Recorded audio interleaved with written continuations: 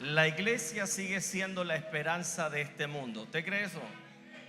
La iglesia es el pueblo de Dios. La iglesia es lo que va a permanecer cuando todo termine. Lo que permanece es el pueblo de Dios, los que hemos sido redimidos y lavados por la sangre de Cristo. La iglesia ya tiene un rey de reyes y señor de señores. Sigue gobernando, sigue en el trono y no hay nada que iguale sus obras. Amén. En la iglesia estamos en victoria. ¿Cuántos creen que estamos en victoria? Y como iglesia tenemos palabra de Dios para caminar en victoria. Somos bendecidos, caminamos en victoria. Y cada vez que hay un propósito de Dios con algo, el enemigo se va a oponer, va a tratar de bloquear eso. Pero la palabra de Dios se cumple. ¿Cuántos creen que Dios cumple su palabra y sus promesas? Usted es portador de una promesa, de una palabra. No se desanime, antes crea al Señor, aún en medio de cualquier necesidad. Hemos venido hablando sobre un tema, lo que pertenece a Dios, o una diferencia entre lo santo y lo profano, enfocando en principios de mayordomía cristiana. Y hablamos, le voy a hacer un pequeño recorderis, que desde la creación Dios estableció un día de reposo, un día donde el hombre debía parar toda obra y dedicárselo ¿a quién? A adorar a Dios.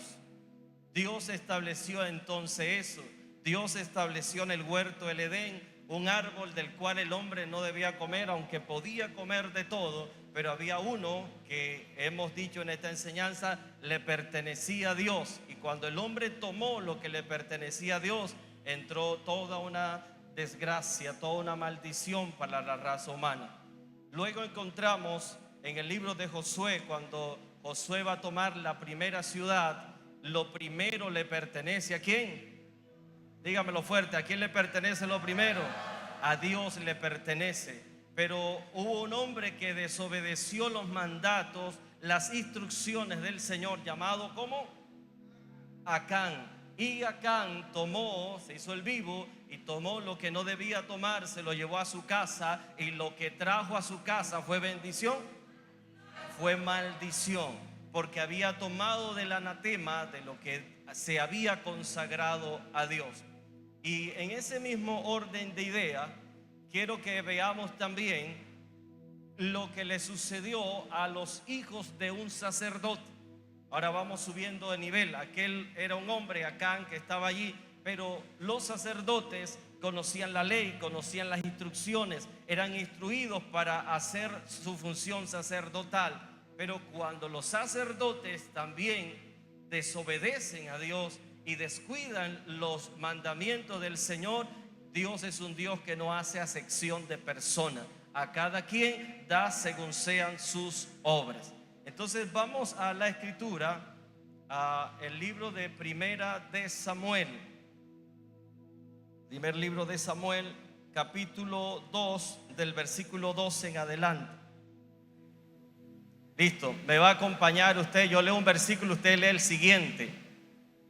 Dice así la palabra del Señor: los hijos de Elí eran hombres impíos y no tenían conocimiento de Jehová. Perdón, sí, el 13.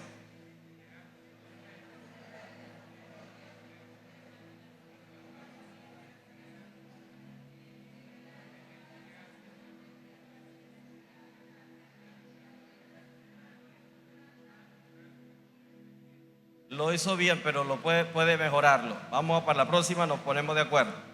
14.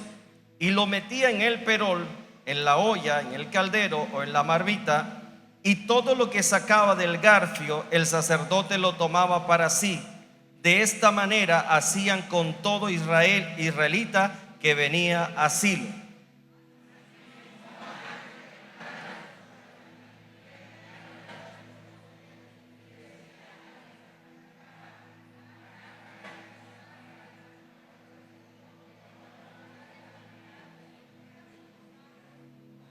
Y si el hombre le respondía: quemen la grosura primero y después toma tanto como quieras, él respondía: no, dámela ahora mismo.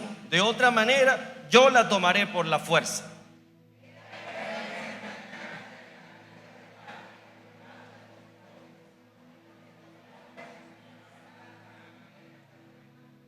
Vamos al versículo 27 del capítulo 2, 27. Y vino un varón de Dios a Elí y le dijo: así ha dicho Jehová, ¿no me manifesté yo claramente a la casa de tu padre cuando estaba en Egipto en casa de Faraón?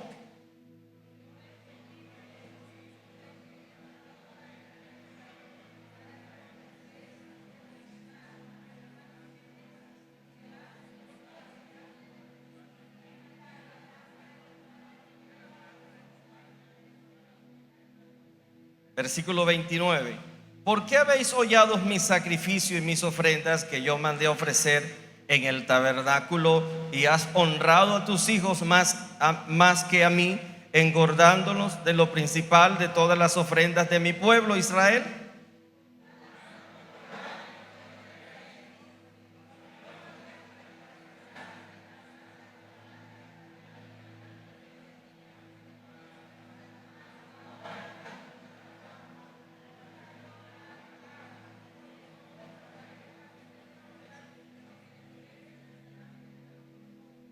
He aquí vienen días en que cortaré tu brazo y el brazo de la casa de tu padre, de modo que no haya anciano en tu casa.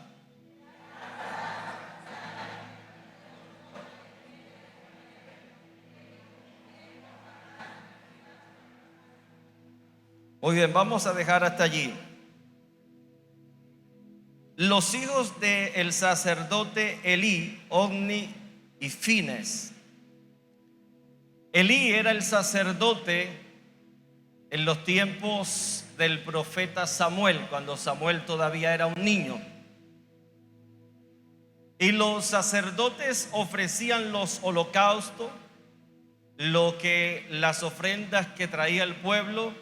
Recuerde que había todo un sistema de sacrificios. Ellos tenían las instrucciones de que si venía un cordero y tomaban la grasa, la quemaban en el altar, y parte de lo que se ofrecía a Dios en sacrificio, parte de eso se lo daban al sacerdote para su sustento. Pero antes de que el sacerdote tomara esa parte que le correspondía, primero se ofrecía a Dios. Primero se quemaba la grasa en el altar, y había una parte que era quemada totalmente dependiendo del sacrificio, y entonces después el sacerdote procedía a tomar lo que Dios le había asignado. Pero aquí encontramos a los hijos del sacerdote cambiando las reglas de fuego, diciendo: no nos parece así. Y entonces ellos comenzaron a cambiar las instrucciones de Dios por sus propias instrucciones, su propia manera, su propia forma de ver las cosas. Quizás querían traer una renovación al sacerdocio, pero una renovación inventada por ellos mismos, acomodada a sus gustos, lo que les gustaba y lo que no les gustaba. De tal manera que lo que era ofrecido para Dios, que era lo mejor, ellos lo querían para sí y lo tomaban. Y esto provocó que la ira de Dios se encendiera sobre el sacerdote Elí y sus hijos. ¿Cuál era la falta? Tomaban por la fuerza las mejores partes de los sacrificios antes que fuesen ofrecidas a Dios. O sea, si traían un carnerito, si traían otra cosa que ofrecían, ¿qué se llama? Un ganado, un becerro, y estaba bien gordito, ofrecido para Dios, y entonces esa parte le iban a quemar, y yo decía: no, esa parte estaba muy bonita como para quemarse allí. Nosotros queremos de esa carne. Y entonces ellos tomaban la mejor parte para ellos y descuidaban los mandamientos del Señor. De esta manera, el pueblo menospreciaba las ofrendas, porque ya las ofrendas no se miraba como algo santo, algo en adoración a Dios, sino algo que la gente comenzaba a menospreciar por la forma y la manera como ellos estaban manejando esto que es sagrado y consagrado a Dios. Para nosotros en estos días tenemos que reconocer que muchos de los que hoy dicen servir a Dios y estar en el altar han menospreciado también las ofrendas del Señor. Han abusado del pueblo, han abusado de la fe de mucha gente, y esto ha provocado un desprecio hacia las ofrendas del Señor, porque encontramos congregaciones que su único fin es el dinero que se le puede sacar a la gente. Y se les ofrece y se les dice y se les promete una cantidad de cosas que Dios no ha prometido, que Dios no respalda en su palabra, y no se confronta el pecado con tal de no perder al diezmador o al ofrendador. Antes se le dice que si entre más ofrenda da, más bendecido será, y que le prometen y le declaran palabras de su propio corazón, de su propio invento. Y muchos están en esa sed, en ese comezón, que quieren oír y quieren ser bendecidos, y caen en las manos de muchas personas que abusan de lo que Dios ha establecido. Eso ha producido también que en nuestros días muchas personas menosprecien las ofrendas de Dios. Eso ha producido que mucha gente mire a la iglesia solamente con el propósito de lo económico, y ha producido cierto rechazo que no siempre es porque la gente es rebelde, no quiere dar, sino por algunos malos manejos que se han dado, abusos que se han dado de personas, de ministros que representan el evangelio.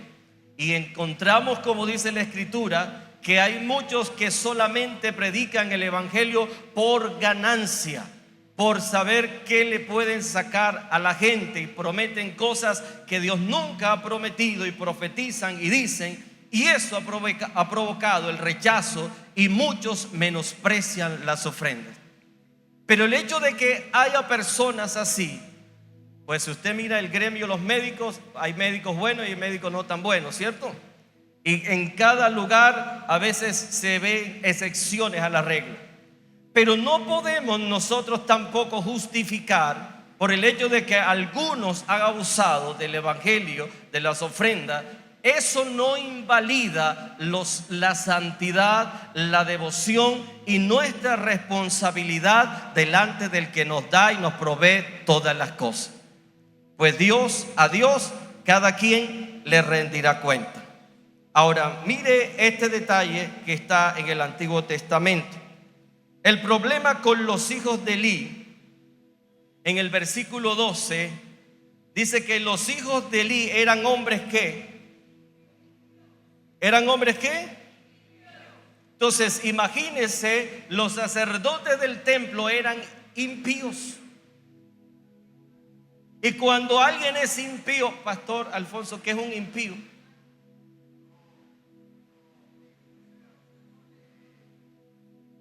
Es una persona que no se sujeta a la ley de Dios, sino que sabotea y impío, no tiene temor de Dios. No tiene temor de Dios.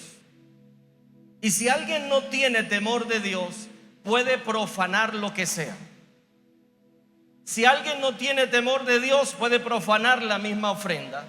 Si alguien no tiene temor de Dios, se vale de la ocasión y no le interesa la fe de la gente. Si alguien no tiene temor de Dios, hace como quiere, como le da la gana y como a él le parece y como le conviene. Y así era la calidad de aquellos que lideraban en ese entonces.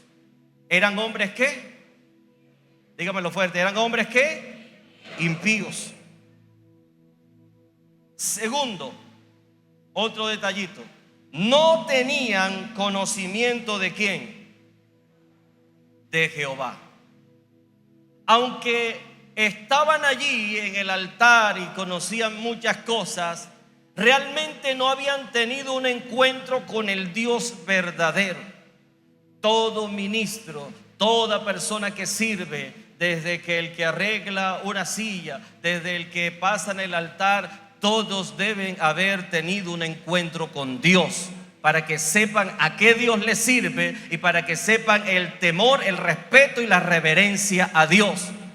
Pero lastimosamente hay mucha gente involucrada en el servicio que no tiene temor de Dios, que no conoce a Dios. Y como no conoce a Dios, puede abusar, puede aprovecharse de cualquier oportunidad y abusar del privilegio de lo que es servir a Dios. Dice el versículo 13 que era costumbre de los sacerdotes con el pueblo que cuando alguno ofrecía sacrificio, venía el criado del sacerdote, estaba educado, mientras se cocía la carne, trayendo en su mano un garfio de 3 dientes. Donde decía en el Antiguo Testamento que había que hacerse ese garfio? En ningún lado, eso se lo inventaron ellos. Entonces venían con un garfio, imagínense ahí, un tridente. Y cuando venía la persona a ofrecer su sacrificio, su ofrenda, dice, lo metía en el perol, en la olla, en el caldero, en la marmita, lo que llevara. Y todo lo que sacaba el garfio, el sacerdote lo tomaba para sí.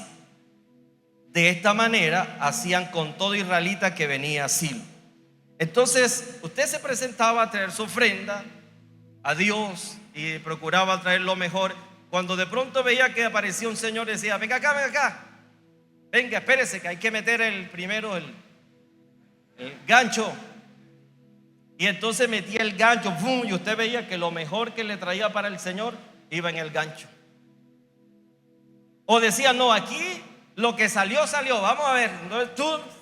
Entonces la gente sabía que eso no era así. Y habían unos que reclamaban. Miren lo que sigue diciendo el versículo. Asimismo, antes de quemar la grosura, venía el criado del sacerdote y decía al que sacrificaba, estoy leyendo el versículo 15, da carne que asar para el sacerdote, porque no tomará de ti carne cocida, sino carne ¿qué? Cruda.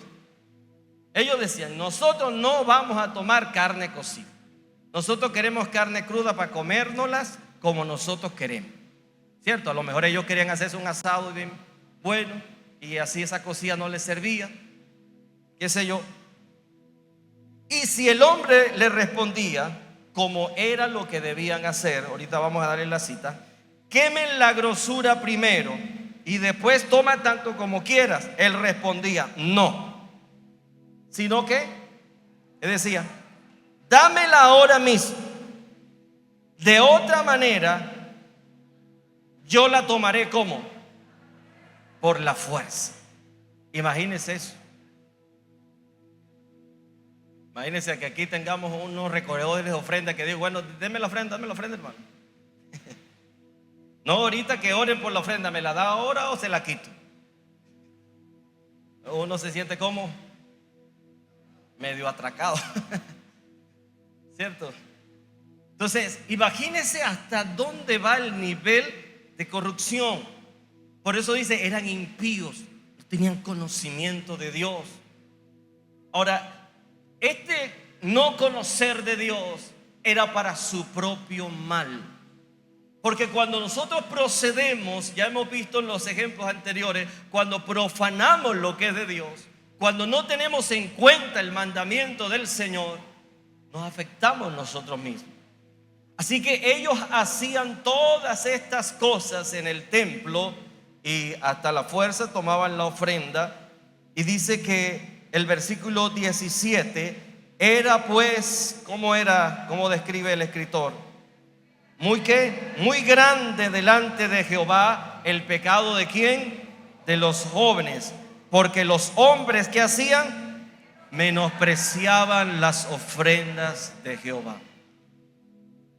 Si usted ha sido víctima de alguna de estos abusos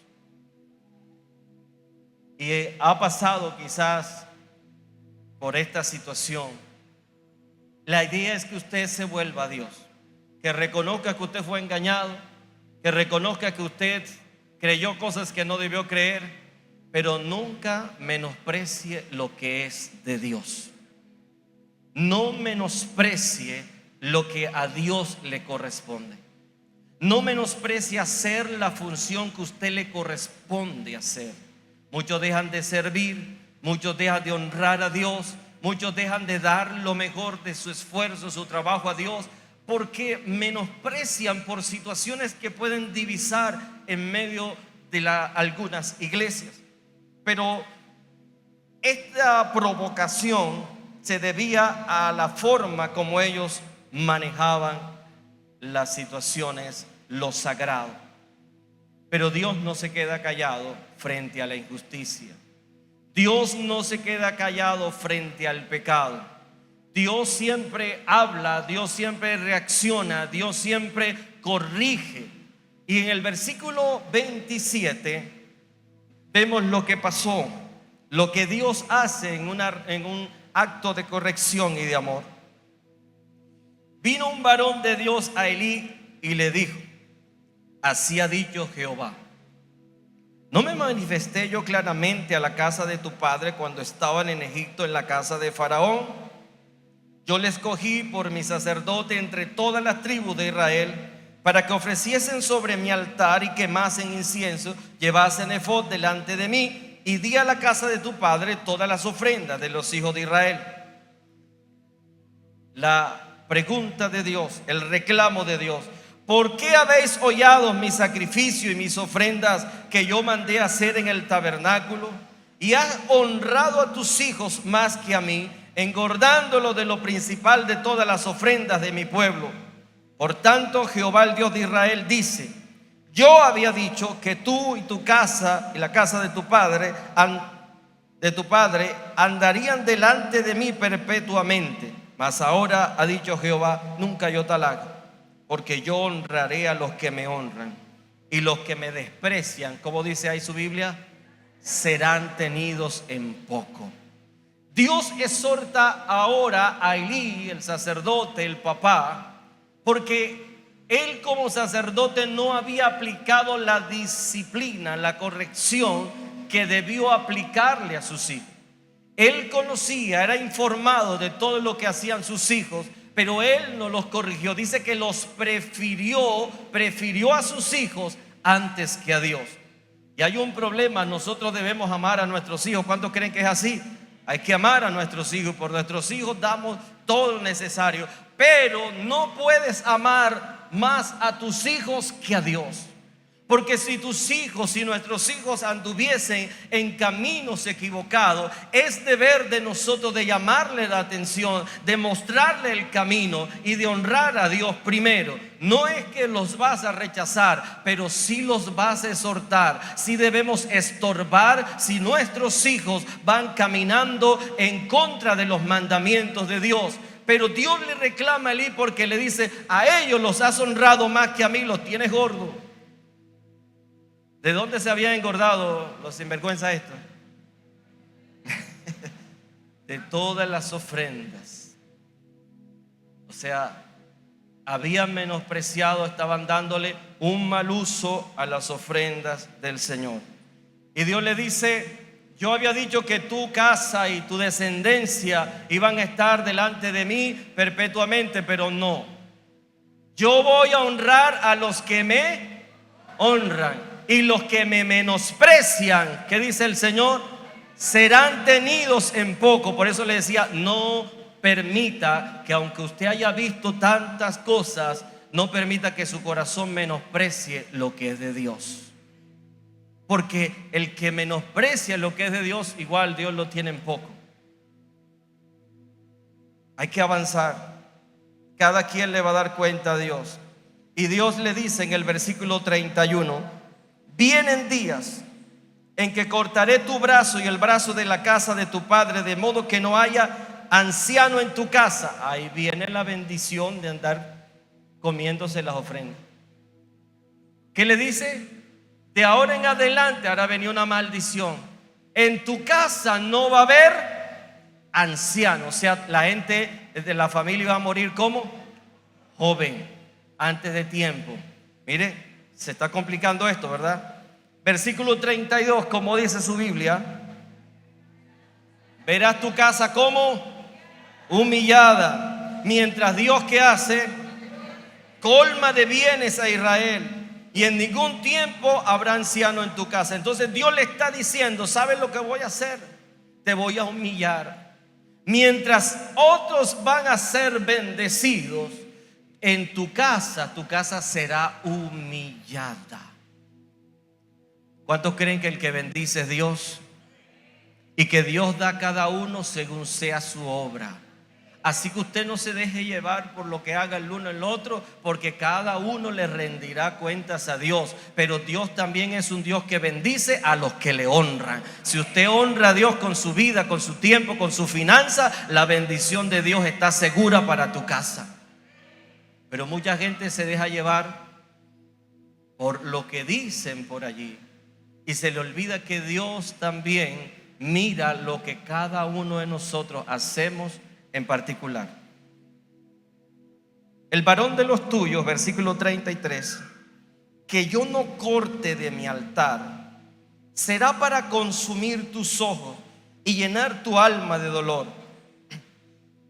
Y todos los nacidos en tu casa, ¿qué dice?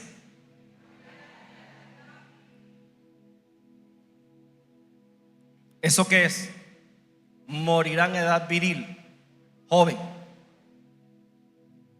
¿Eso es una bendición? ¿Vale la pena comerse las ofrendas? Parece que ellos, después que nadie me vea, o ya perdieron el temor a Dios. Siga a ver qué más dice. Y te será por señal esto que acontecerá: tus dos hijos, tus dos niños preferidos, aquellos que tú no corrijas, aquellos que dejan que se coman las ofrendas, que menosprecien, que cambien todo eso, esos tus dos niños, ¿qué va a pasar con ellos? Ambos morirán en un día. Y le dice: y yo me suscitaré un sacerdote fiel, que haga conforme a mi corazón y mi alma, y a mi alma, y yo le edificaré casa firme, y andará delante de mí ungido todos los días. Le quitó el sacerdocio, le quitó el oficio.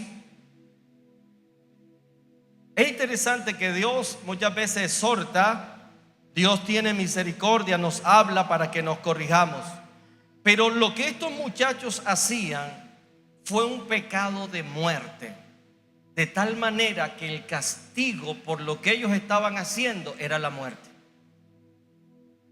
Porque le digo: tus dos hijos, Elí, los que tú prefieres más que a mí, van a morir los dos el mismo día. Usted lo está leyendo en su Biblia, ¿verdad? No estoy inventando nada. Versículo 36: y el que hubiere quedado en tu casa vendrá a apostarse delante del que de él por una moneda de plata o un bocado de pan, diciéndole: te ruego que me agregues algunos de los ministerios para que pueda comer un bocado de pan. Interesante esto, que los que no mueran, como ellos eran de la casa sacerdotal, ellos iban a pedirle al que estaba sirviendo y le iban a decir: mira, ¿será que me dejas abrir el templo? O no, déjame en el parqueadero, allá donde está el sol caliente que nadie quiere estar, déjame servir ahí. Después que me den ¿un qué? Un bocado de pan. ¿Usted cree que eso es una bendición? Y esto es lo contrario, ¿no? Porque Dios es un Dios que bendice. ¿Cuántos creen eso? No tenga miedo de decir que Dios bendice al que le honra. Dios lo bendice.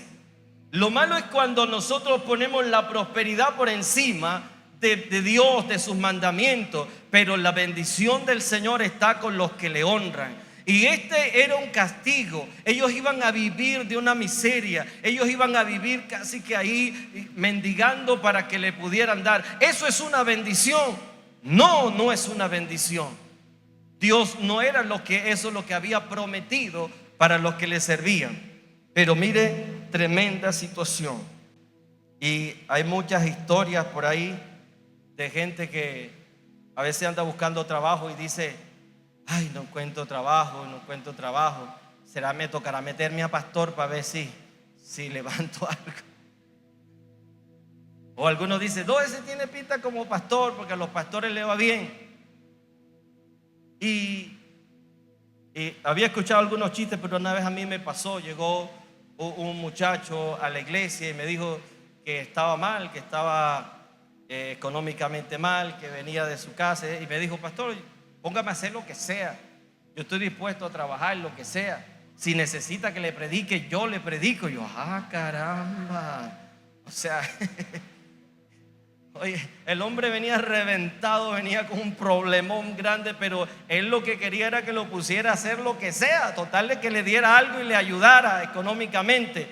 Y si era de predicar, él predicaba. O sea, hasta dónde hemos menospreciado, ¿verdad?, el servicio a Dios.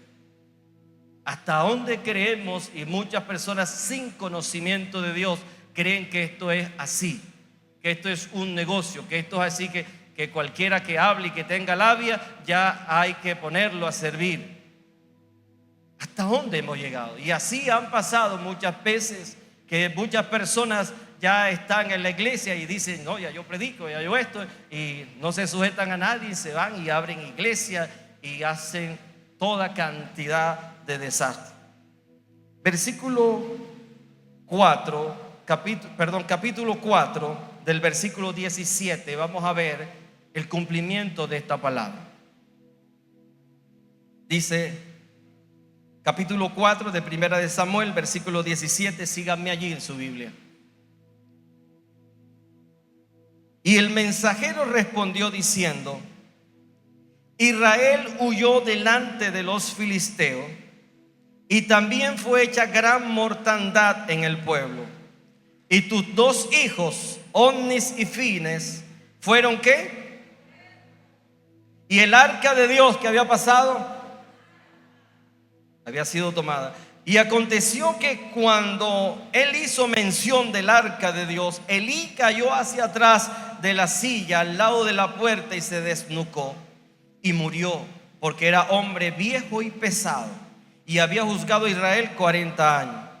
Y su nuera, la mujer de Fines, que estaba encinta cercana al alumbramiento, oyendo el rumor de que el arca de Dios había sido tomada y muerto su suegro, su marido, se inclinó y dio a luz, porque le sobrevino sus dolores de repente.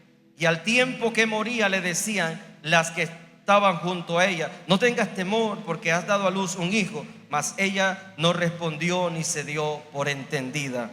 Y llamó al niño Icabod, diciendo: traspasada es la gloria de Israel por haber sido tomada el arca de Dios y por la muerte de su suegro y de su marido.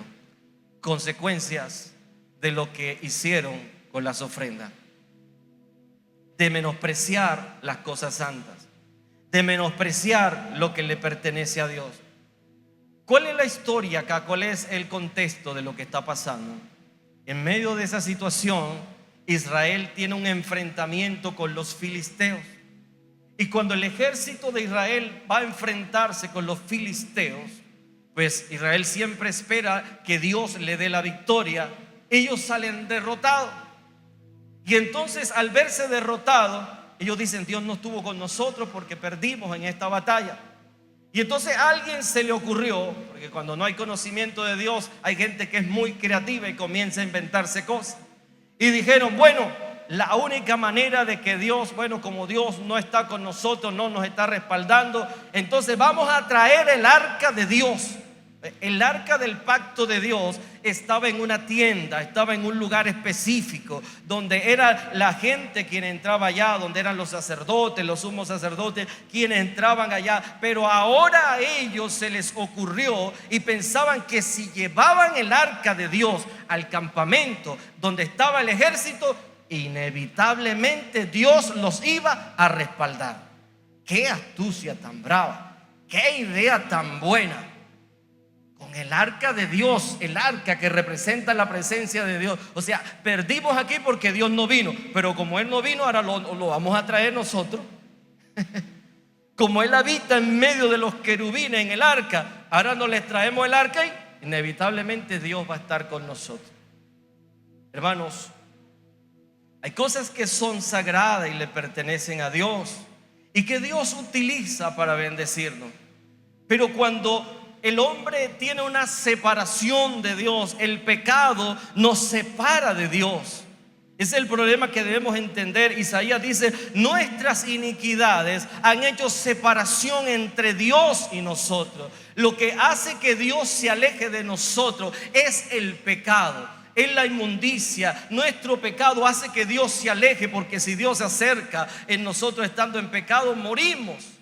Y en medio de su amor Dios se aleja, y Dios provee siempre un puente, una oportunidad de perdón, de reconciliación. Por eso leemos en Juan 3:16: de tal manera amó Dios al mundo que dio a su Hijo unigénito, para que todo aquel que en Él cree no se pierda, sino que tenga ¿qué? Vida eterna. Porque no envió Dios a su Hijo al mundo a condenar al mundo, sino para que el mundo sea salvo por Él. Jesús es el puente entre Dios y el hombre, y para que eso se pueda dar debe haber un perdón de pecado para acercarnos a Dios. Ahora ellos pensaban que como el arca era sagrada, si lo sagrado iba con ellos, entonces Dios iba a estar con ellos. Y esto me recuerda muchas historias en nuestra vida moderna.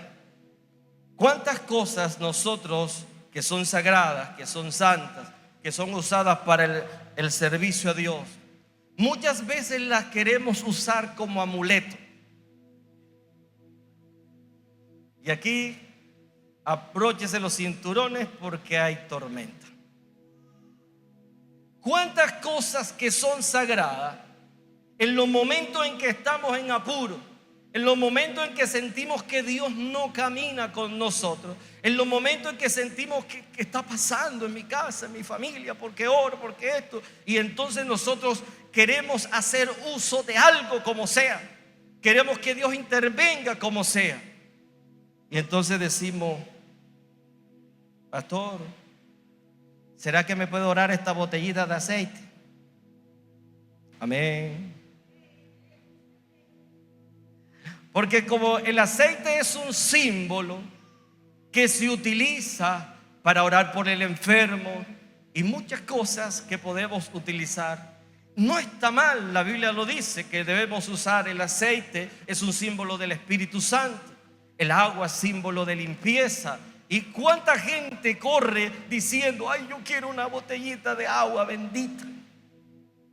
Y yo le aseguro que si yo orara por botellitas de agua bendita, ya hubiéramos construido el templo hace rato. Porque la gente le gusta eso. La gente le gusta comprar algo sagrado, llevarlo a su casa y le soluciona el problema, pero no quieren llevarse a Dios. No quieren mejorar su relación con Dios. O cuánta gente cuando está apurada y siente que hay algunas malas energías, permítame hermano, en su casa, su Biblia. Entonces, ¿qué hace la gente cuando dice aquí hay malas energías y hay una Biblia? ¿Qué hacen? La abren. ¿Dónde la abren? Salmo 91. Se dice en las páginas amarillas de la Biblia, porque eso sí está amarilla.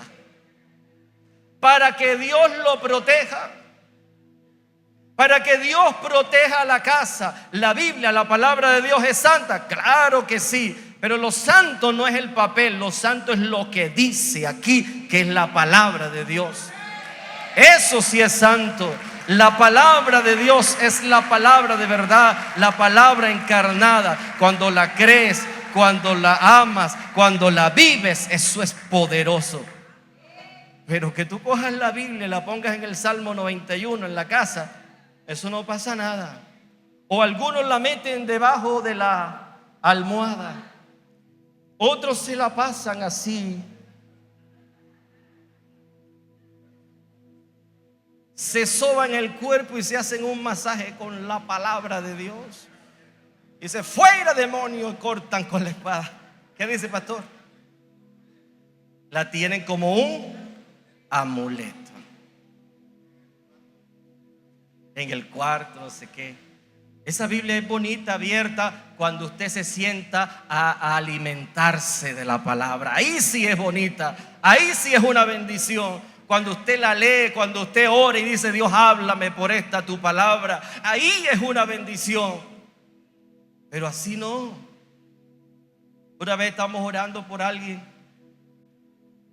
y estaba endemoniada, estaba tirada en el piso, y llevamos un proceso con ella. Y una familiar desesperada llamó a otro por ahí. Me dijo, mira, aquí está no sé quién, que él es pastor. Sí, él quiere hablar con usted. Yo digo, bueno, va a apoyar en la liberación. Me dice, pastor, ¿está ahí? Sí, sí, claro. Bueno, vamos a orar, vea. Coja la Biblia y póngasela en la cabeza esa endemoniada y ya va.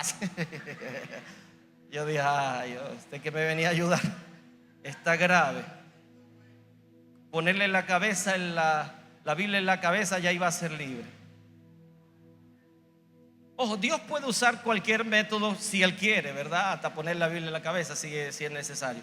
Pero hay mucha gente que tiene lo sagrado como amuleto y cree que si tiene una Biblia, que si, gracias hermano, que si tiene un aceite, que si tiene un agua bendita, que si tiene una cruz, que si tiene cualquiera de estas cosas, ya con eso tiene a Dios y ya con eso Dios va a hacer. No, Señor. Me pasó un caso en El Paso. Yo invité a un pastor. El pastor tenía como 80 años y hacía una calor de esas terrible. Bendito pastor había dicho que él le habían profetizado que él se iba a morir y que no se murió, que ahí estaba sirviéndole al Señor y tal, chévere. Testimonio que daba él. Y él decía de manera jocosa, decía, yo tengo orden de captura en todos los cementerios que me están esperando. Y tal, y comentaba todas sus aventuras y de dónde Dios lo había librado y que estaba vivo y sirviéndole al Señor. Pero hacía un calor terrible esa mañana, ese domingo. Y yo sí ve que él es muy enérgico en predicar. Él predicó corto y me entregó el micrófono. Cuando me entrega el micrófono, yo sé que había habido mucha gente, había llegado mucha gente por oración, y yo invito a la gente para orar por ellos. Entonces la gente, sabe, se arrebolina, la temperatura estaba altísima y él tenía el aceite, y entonces como él se sentía mal, no me había dicho nada, entonces él comenzó a orar por los niños y a ungirlo con aceite. Él no se paró a ministrar, yo estaba ministrando con los demás hermanos y él estaba sentado, y como estaba sentado echándole aceite a los niños, lo rodearon. Y cuando lo rodearon, el hombre le dio lo que se llama, ahí aprendí después, que se llama un golpe de calor. Entonces yo estaba acá orando y él lo tenían allá rodeado, echando aceite a los niños, a los adultos, y el hombre le da un golpe de calor, le da como una convulsión, cae en el suelo, se orinó. Y entonces una hermana me dice, pastor, el otro pastor se murió. Yo decía, tanta tierra que recorrió este hombre, ¿dónde se viene a morir? Dios mío. Claro, porque todo lo que había dicho era que se había salvado de la muerte. Y se vino a morir ahí. Yo dejé que estaba orando, y lo tomamos, lo levantamos, denle aire, lo sentamos en una silla. Le comenzaron a echar fresquito en la cuestión. Entonces ya había que atender al pastor. En eso le digo, pastor, si quiere vomitar, vomite. Si quiere, no sé, qué tiene. Yo no sabía qué hacer, yo estaba orando. Y de pronto el hombre dice, la hermana de Eucaris le había dado unos huevos criollos y todo eso, y me dijo, vomitar con esos huevos criollos tan sabrosos que me comí esta mañana. Yo dije, ya está bien. Pero lo que le quiero contar no es esto. Es que cuando la gente vio que el pastor le dio el patitú ese y unos pensaban que se había muerto, entonces el aceite con que él estaba orando se desapareció. Y los hermanos que no habían echado aceite, que los niños no le habían ungido, le preguntaba al otro: ¿y dónde está el aceite? El aceite, no sé. Y una hermana le dijo: hermana, de pronto fue cuando se cayó el pastor, botó el aceite, mire lo que hay allá, meta la mano y relee ahí, relee. Y así que la gente metía la mano y se echaba aceite. Lo que no sabían era que era el orín del pastor. No me lo contaron, yo lo viví. Así que ese día se fueron ungidos con orín. Bueno, si Jesús ministró con saliva, esos se ministraron con orín de pastor.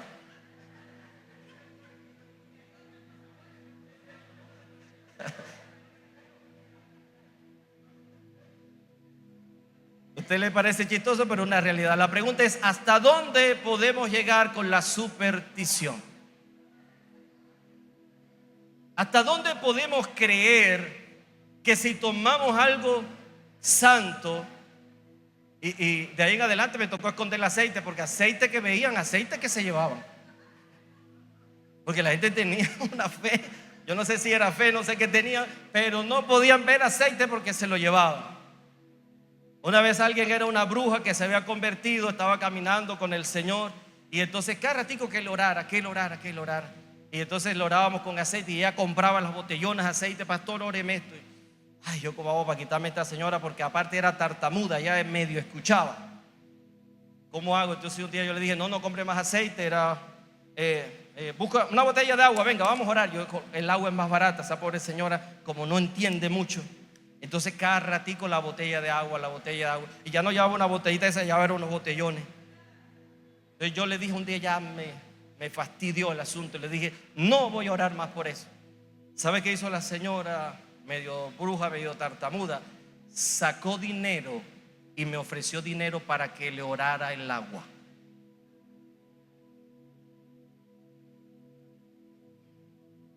¿Usted qué dice? ¿Me ganaba esa ofrenda o no? Y como no hice eso, se volvió mi enemiga. Se fue hablando y a veces hacía menjurjes, cosas así, unas cosas hediondas, putrefactas, y las tiraba en la puerta de las casas de los hermanos. Una vez en la casa no tiró, pero en la iglesia sí tiraba cosas horribles que hacía. Entonces lo que quiero decirles es: ¿hasta dónde puede llegar en nuestros días el nivel de superstición? Que creemos que si tomamos las cosas como amuleto, como venimos del paganismo, como venimos de allá de la cultura católica, que a usted le daban el agua bendita, le daban una estampa, le daban una cruz, le daban una flor, le daban una cosa, y con esto le decían que usted llévelo a su casa y Dios lo va a proteger, lo va a bendecir. Y entonces estamos ahora en el evangelio, hemos cambiado de iglesia, acá no hay nada de esas cosas, pero hay aceite, hay agua, y entonces la gente pone la fe y la confianza en eso. O yo sigo usando el aceite. Y recuerdo alguna vez, pastor, que fuimos a orar y no había aceite y oramos con agua. Por eso es un acto de fe. Eso es algo especial que Dios puede usar en determinado momento. Pero usted no puede colocar la fe ni en el aceite, ni en el agua, ni en la Biblia solamente. Usted no puede tener su confianza en eso, pues Dios es un Dios real, que Él habita. Dios es espíritu, y los que le adoran en espíritu y en verdad es necesario que le adoren. Tenemos que renunciar a la superstición y buscar la dirección de Dios. Él es Dios cercano. Él es un Dios que usted le puede hablar. Él es un Dios que quiere vivir en tu corazón. Y el mayor sacrificio ya fue dado. No tiene usted que quemar sacrificio ni nada, pero sí debe honrarlo usted. Y lo que usted honre, hágalo con amor. Hágalo reconociendo que Dios es santo, que Él se merece lo mejor. Sus servicios, sus ofrendas a Dios, no menosprecie. Si usted va a dar algo ahí hablando, refunfuñando, usted no haga eso porque va a perder su tiempo. Hágalo con convicción de que es un Dios santo, poderoso, merecedor de todo lo que nosotros tenemos, porque todo nos lo ha dado a Él. Respetemos su santidad, y aunque usted vea cosas por ahí todas raras, no menosprecie las cosas que son de Dios. A Israel le pasó eso, se llevaron el arca y hubo tremendo júbilo. Dice que estaban tan contentos que la tierra tembló y los filisteos dijeron: ¿qué pasa? Porque hay voces de júbilo en el campamento de Israel. Y dijeron: no, es que trajeron el arca. Y los generales le dijeron: y filisteos, sean hombres, porque este Dios es el Dios que ha hecho. Y le comienzan a hablar de todo el historial. Así que esfuércense para que no sean esclavos de los de Israel. Pero había un detalle: habían traído el arca de Dios, pero no habían traído a Dios. Porque Dios no camina donde hay el pecado y la desobediencia. Y entonces en esa batalla ellos perdieron la batalla. ¿Y sabe qué pasó con el arca de Dios? Los filisteos la secuestraron, se la llevaron. Y los que llevaban el arca, ¿quiénes eran los que llevaban el arca? Que eran los sacerdotes. Iban ahí llevando el arca. ¿Quiénes eran? Los hijos de Elí, porque ya Elí estaba viejo, gordo, ya casi no podía pararse, estaba en una sillona ahí. Y entonces ellos dos que estaban jóvenes se llevaron allá el arca, y ese mismo día murieron los dos. Un mensajero viene a traerle la noticia al sacerdote Elí y le dice lo que está pasando. Y le dice: Israel perdió la batalla. Elí estaba preocupado por el arca porque se habían llevado el arca, eso no se hacía. Y entonces pregunta: Israel retrocedió en la batalla. Y le dice: y el arca de Dios ha sido tomada. Cuando a Elí le dicen que han tomado el arca de Dios, el instrumento más sagrado, lo que representa lo máximo en Israel de la presencia de Dios, está en las manos de incircuncisos. Dice que él se echó hacia atrás y, como era viejo y pesado, se desnucó y allí murió. Y cuando una de las esposas de Fines, que estaba embarazada a punto de dar a luz, cuando escuchó la noticia que su marido había muerto, que su suegro había muerto y el arca de Dios había sido tomada, le vinieron los dolores de parto y comenzó a dar a luz. Pero mientras daba luz, ella moría, y llamó a su hijo Icabod, que significa traspasada es la gloria de Israel. Entonces mire cómo el no tener en cuenta, el querer jugar con el pecado, trae consecuencias terribles. Dios sigue siendo el Dios de ayer, Dios sigue siendo el Dios de hoy, y Dios es el Dios de mañana. Dios no ha cambiado. Lo santo es santo. La paga del pecado es muerte. El regalo de Dios es vida eterna en Cristo Jesús. Estimado, que Dios nos ayude, porque servimos a un Dios santo. Servimos a un Dios santo.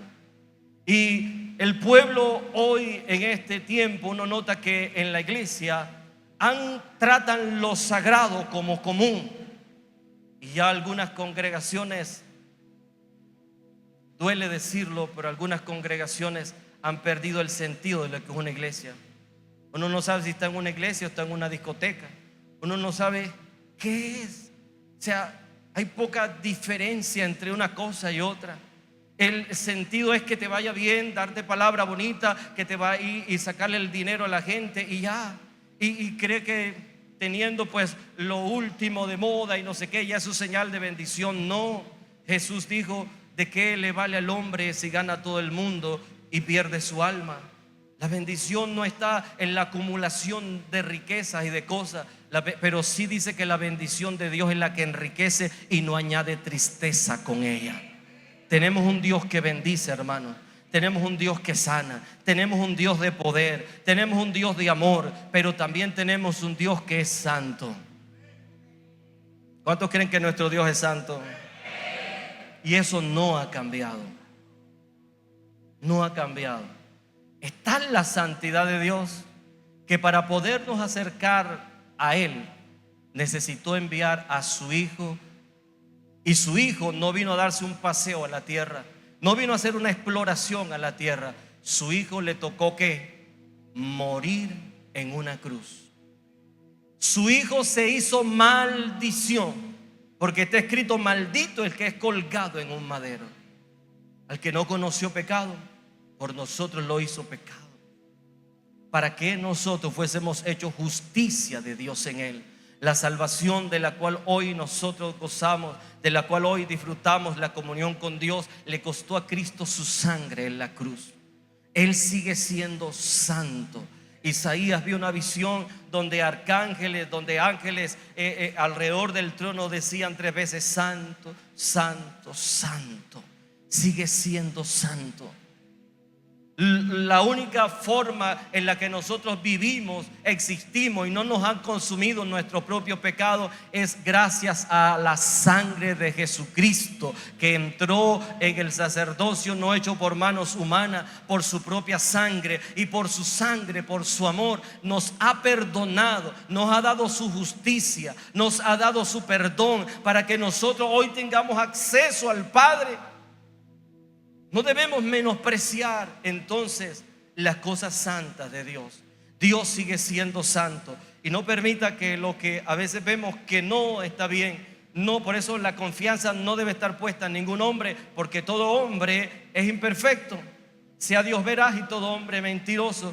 Todo hombre es imperfecto, pero por eso nuestra predicación es que usted y yo pongamos nuestra confianza en Jesucristo, el autor y consumador de la fe. Usted debe hacer de Jesucristo su Señor, su guía, su Salvador. Nunca te fallará. Yo te puedo fallar, los hombres te podemos fallar, pero Jesús nunca te falla. Hoy no te estoy hablando de mí, te estoy hablando de Jesús, de que coloques tu confianza en Él y que honres lo que es de Él. Satanás va a levantar muchas cosas en contra de la verdad, pero Dios sigue siendo veraz. Su palabra sigue siendo verdad. Entonces, los hijos de Elí, Ofnis y Fines no hicieron diferencia entre lo santo y lo inmundo, y trataron lo santo como cosa común. Tomaban del sacrificio antes de que se ofreciera la grasa, y la grasa debía ser quemada primero como ofrenda para Dios. Está en Levíticos 3. Se apropiaban de más carne de la que Dios le había asignado a los sacerdotes. Los sacerdotes debían recibir únicamente la porción que Dios había determinado. Levíticos 7:31, Deuteronomio 8. Tomaban las ofrendas por la fuerza cuando el adorador se oponía. Entonces ellos la tomaban a la fuerza. Los sacerdotes debían servir al pueblo con justicia y temor de Dios. Deuteronomio 24:14. Los hijos de Elí menospreciaron las ofrendas de Jehová. Las ofrendas debían traerse con reverencia y con santidad. Malaquías 1:6. Los hijos de Elí, otro de los detallitos de estas joyitas, yo eran unas joyitas especiales. 1 Samuel 2:22, ya estamos terminando. 1 Samuel 2:22, ¿qué dice que hacían estos muchachos en el templo? Primer libro de Samuel, capítulo 2, versículo 22, ¿alguien me lo lee?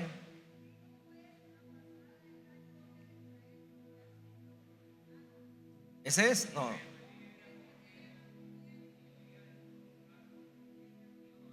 Léamelo aquí, hermano Pablo. Pero Elí era muy viejo y oía de todo lo malo que sus hijos hacían con todo Israel, y cómo dormían con las mujeres que velaban a la puerta del tabernáculo de reunión. ¿Qué hacían los niños? Las hermanas que venían a servir en el templo, a vigilar, qué sé yo. Solo pasa que está Biblia. ¿Qué hacían con las personas que iban, las mujeres que iban a servir en el tabernáculo? ¿Qué era lo que hacían? Se acostaban. No era que tenían frío, tenían relaciones sexuales con ellas. Fornicaban en el templo de Dios. Dígame si no eran impíos. Por eso Dios decidió castigarlo, y su castigo fue la muerte. Pablo dice que hay pecados que son pecados de muerte. Entonces, los siervos de Dios deben vivir en pureza moral y sexual. Profanaban el lugar santo con su conducta, y los sacerdotes debían distinguir entre lo santo y lo profano. Levítico 10:10. Provocaban desprecio por la adoración. el sacerdote debían conducir al pueblo a adorar a Dios. No escucharon la reprensión de su padre. Dios exige obediencia a la corrección y al arrepentimiento. Abusaron de su autoridad sacerdotal para beneficio personal.